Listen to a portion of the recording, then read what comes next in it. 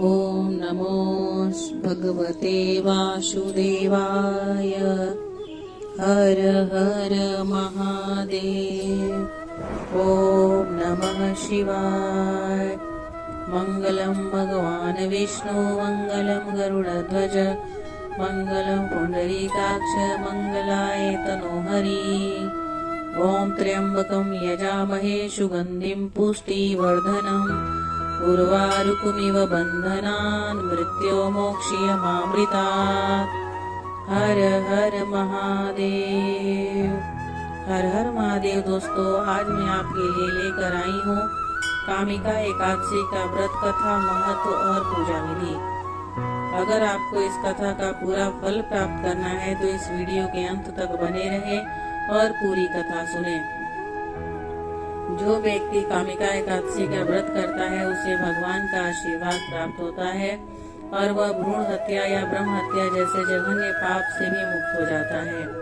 जो व्यक्ति भगवान विष्णु के चरण कमलों में जलते हुए दीप अर्पित करता है, उनके पूर्वज ही नहीं बल्कि उसके पूर्वज भी स्वर्ग जाते हैं, वहाँ दिव्य अमृत से तृप्त होते हैं। कामिका एकादशी का व्रत करने से व्यक्ति को भगवान विष्णु का आशीर्वाद प्राप्त होता है, साथ ही व्यक्ति को सभी पापों और परेशानियों से मुक्ति मिलती है। कामिका एकादशी व्रत करने से व्यक्ति को मोक्ष की भी प्राप्ति होती है। इस व्रत को करने से पितरों का भी आशीर्वाद मिलता है। तो आइए वीडियो की शुरुआत करते हैं। दोस्तों, कामिका एकादशी व्रत को पूरे विधि विधान से करने से मनोवांछित फल मिलता है। यह व्रत करने से व्यक्ति को सभी पापों से मुक्ति मिल जाती है। सभी एकादशियों में कामिका एकादशी का विशेष महत्व है। इसे पवित्रा एकादशी के नाम से भी जाना जाता है। इस दिन भगवान विष्णु के उपेंद्र स्वरूप की पूजा की जाती है। माना जाता है कि इस एकादशी का व्रत करने से पूर्व जन्म की बाधाएं दूर होती है और 1000 गौदान के समान पुण्य प्राप्त होता है। यह व्रत जीवन में सुख समृद्धि लाता है। पौराणिक कथा के अनुसार एक गांव में एक वीर क्षत्रिय रहता था। एक दिन किसी कारणवश उसकी ब्राह्मण से हाथापाई हो गई और ब्राह्मण की मृत्यु हो गई। अपने हाथों मारे गए ब्राह्मण की क्रिया उस क्षत्रिय ने करनी चाहिए, परंतु पंडितों ने उसे क्रिया में शामिल होने से मना कर दिया। ब्राह्मणों ने बताया कि तुम पर ब्रह्म हत्या का दोष है, पहले प्रायश्चित करो, इस पाप से मुक्त हो, तब हम तुम्हारे घर भोजन ग्रहण करेंगे। इस पर क्षत्रिय ने पूछा कि इस पाप से मुक्त होने का क्या उपाय है। तब ब्राह्मणों ने बताया कि श्रावण मास के कृष्ण पक्ष की एकादशी को भक्ति भाव से भगवान श्रीधर का व्रत एवं पूजन कर ब्राह्मणों को भोजन करा के सदक्षिणा के साथ आशीर्वाद प्राप्त करने से इसे पाप से मुक्ति मिलेगी। पंडितों के बताए हुए तरीके पर व्रत कराने वाली रात में भगवान श्रीधर ने क्षत्रिय को दर्शन देकर कहा कि तुम्हें ब्रह्म हत्या के पाप से मुक्ति मिल गई है। कामिका एकादशी से जुड़ी कई कथाएं हैं। एक लोकप्रिय कथा के अनुसार इस दिन राजा हरिश्चंद्र को उनके सभी कष्टों से मुक्ति मिली थी।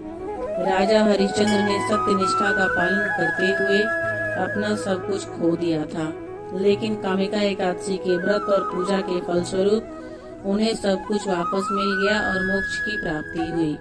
एक अन्य कथा के अनुसार इस दिन भगवान विष्णु ने देवी कामिका की प्रार्थना स्वीकार कर उन्हें वरदान दिया था, इसलिए इस दिन को कामिका एकादशी के नाम से जाना जाता है।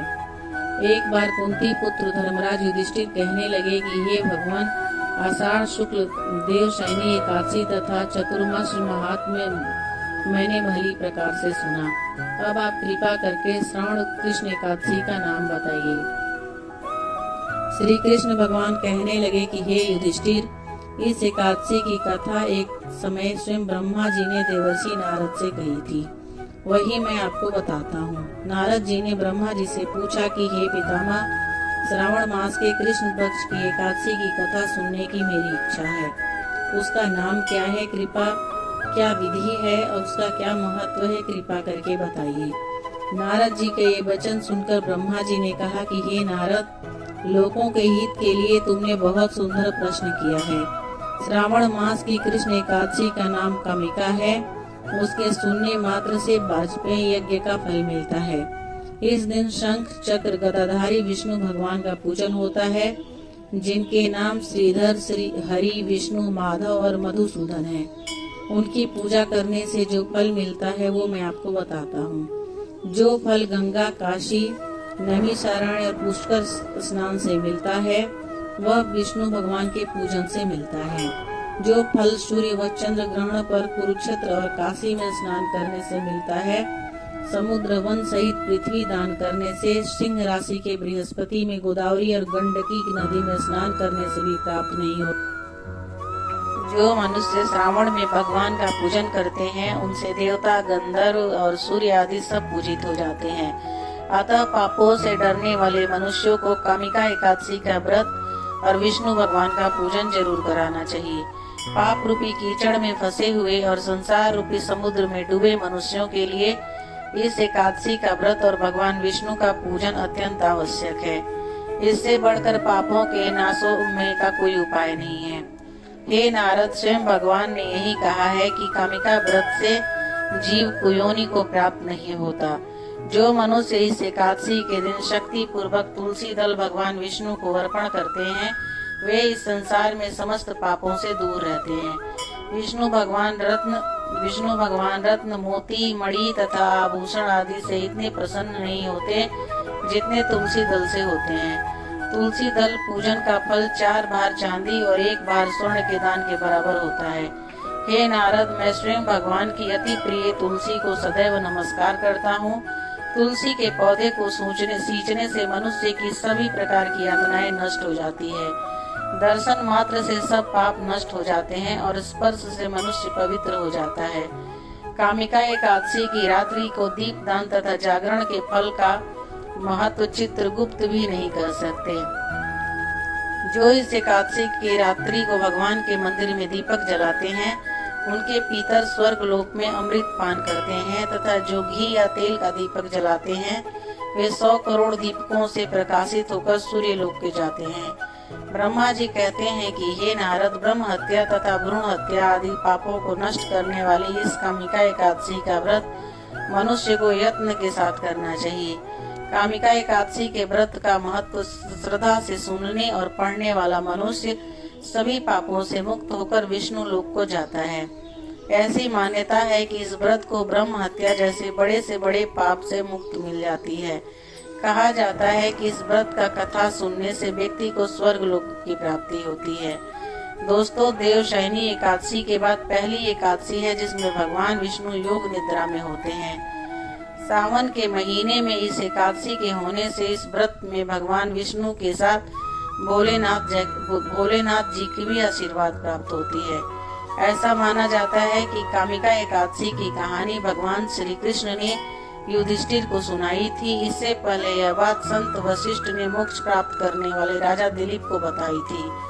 पवित्र दिन ब्राह्मण की हत्या के पाप को भी मिटा देता है।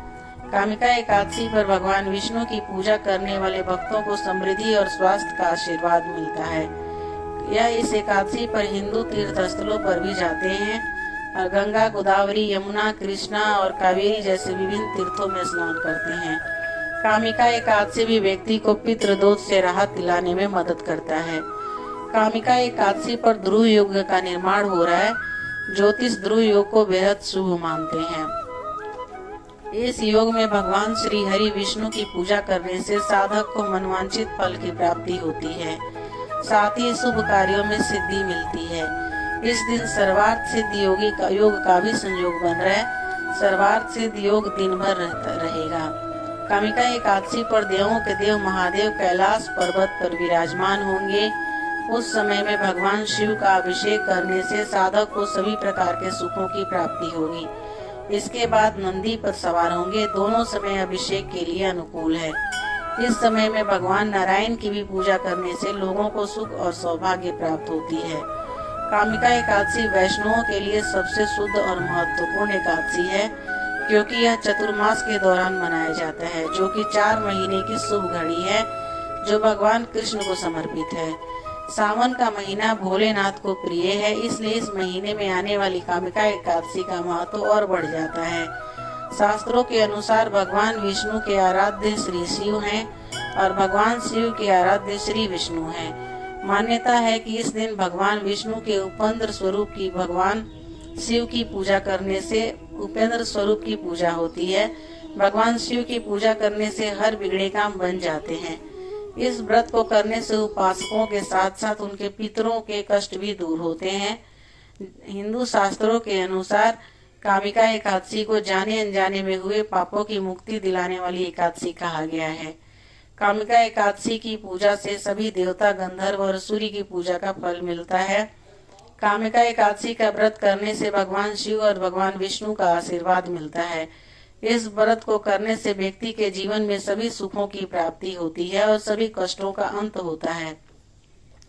इस दिन प्रातः काल स्नान से निवृत्त होकर पहले व्रत का संकल्प लेना चाहिए, तब भगवान विष्णु की पूजा आरंभ करना चाहिए।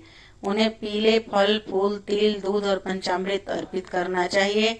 इस दिन भगवान विष्णु के नाम का स्मरण करते हुए भजन कीर्तन भी करना चाहिए।